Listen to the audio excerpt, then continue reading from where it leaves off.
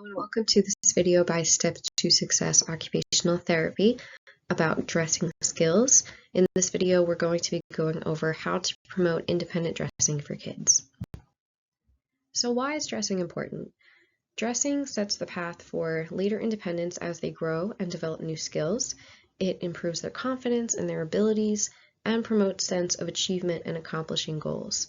So doing this independently is very important for their confidence and their belief in themselves as they develop and grow into their childhood. When should kids start to dress themselves? Kids tend to start dressing themselves with help at 2 years old and should be able to dress by themselves around 4 to 5 years old, but of course this can vary with other factors as well. What skills are needed for dressing? We need fine motor skills, which involve our dexterity. This is relating to buttoning up a shirt or using a zipper to zip up a jacket, using those fasteners that come on clothing. Gross motor skills, moving arms, legs, feet in order to put on and take off clothing correctly. And this relates to motor planning, understanding exactly how to move the body to put clothes on. Problem solving, so for example, if a shirt is put on inside out, understanding how to put it on the correct way. Sequencing, understanding the order in which clothes are put on the body. Coordination, smooth, executed movements in order to move the body appropriately so that the clothes are put on in the correct way. Visual perceptual skills, understanding where the armholes are on a shirt, for example, or understanding where the head hole is on a shirt.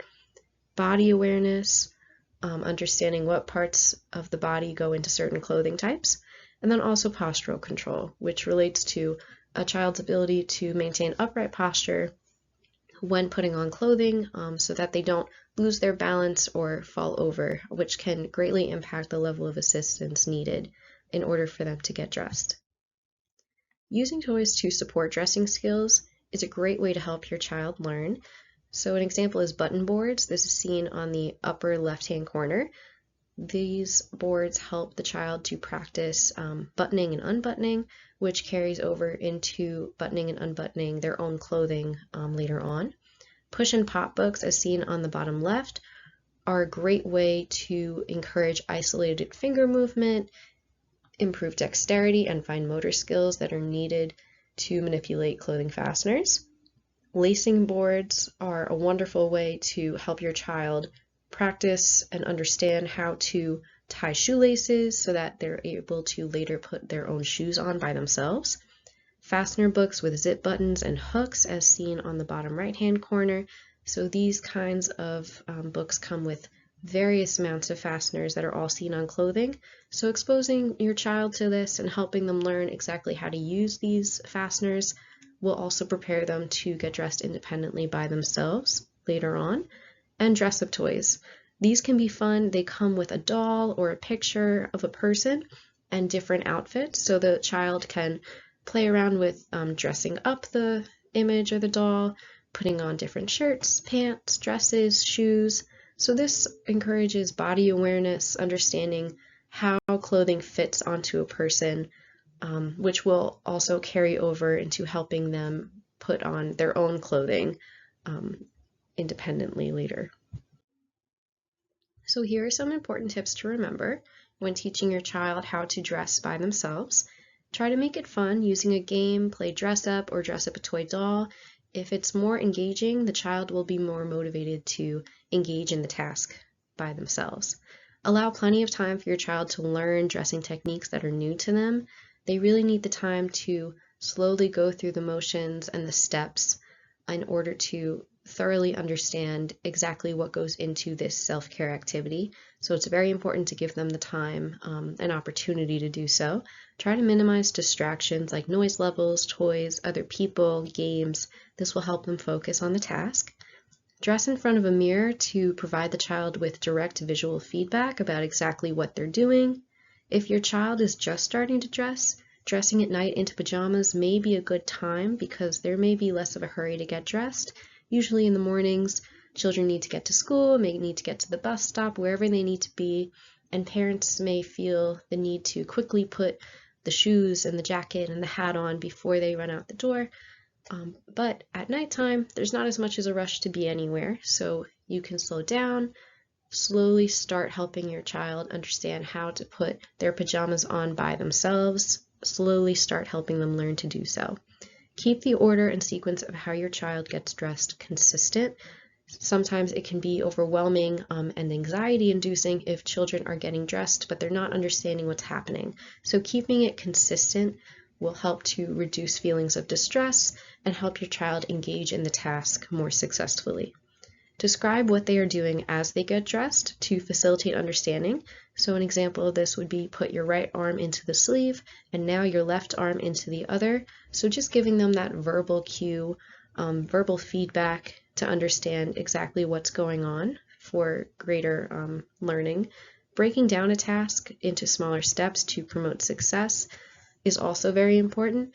So you, as the parent, could do maybe the first 2 or 3 steps of the task and you let the child do the last 1 or the last 2 steps of the task.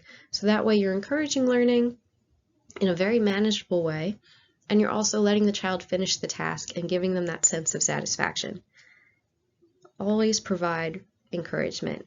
Positive feedback is so important for children's learning experience, and modeling dressing techniques can also be effective as well. Positioning to promote dressing. If your child struggles with maintaining an upright posture, having them sit on a chair or positioning them against the wall or in a corner with 2 sides for support will provide stability needed for dressing tasks. So if your child really struggles with core strength and sitting upright, you can sit them in a chair with a backing and some arm rests to give them more support. Or if you don't have a chair available, you can have them sit against the wall, sit against 2 corners, in order to give them that proximal support, so that way they're able to engage in dressing tasks more successfully without having to worry about falling over or losing their balance. So here are some things what to avoid when child is learning to independently dress: tight clothing, too many layers of clothing, and difficult fastenings. We really encourage keeping it as basic as possible to start, so that way the child feels more confident in their ability to do the task independently, and as their confidence grows and their skills grow, tight clothing, layers, more difficult fastenings can be integrated. What to try when you're first teaching your child how to dress is loose clothing, such as t-shirts with large arm and neck holes. Encourage clothing that has something on the front to help them tell the difference between the front and the back. So for example, if it's a superhero t-shirt, let's say Superman's on the front of the shirt, and there's nothing on the back, it's a visual cue so that the child knows if they're putting on the shirt the correct way. Jackets with contrasting coat lining to tell the inside from the outside. Again, another visual cue, helping the child to understand what color the jacket has to be on the outside and what color it has to be on the inside to know that they are putting it on the appropriate way. And magnetic or Velcro fastenings for children with poor dexterity or other physical impairments may be a great thing to try. It's very much a difficult task to manipulate some of these fasteners, but magnetic or Velcro fastenings are a great adaptation to include in your child's clothing if they have some physical impairments or other health conditions that may impact their fine motor skills, so that way they're still able to engage in dressing tasks independently. But again, a great adaptation if needed. And here are some references regarding the information that was spoken about in this video. If you have any questions or are looking for any other resources, please refer to the Steps to Success occupational therapy website. Thank you so much for watching.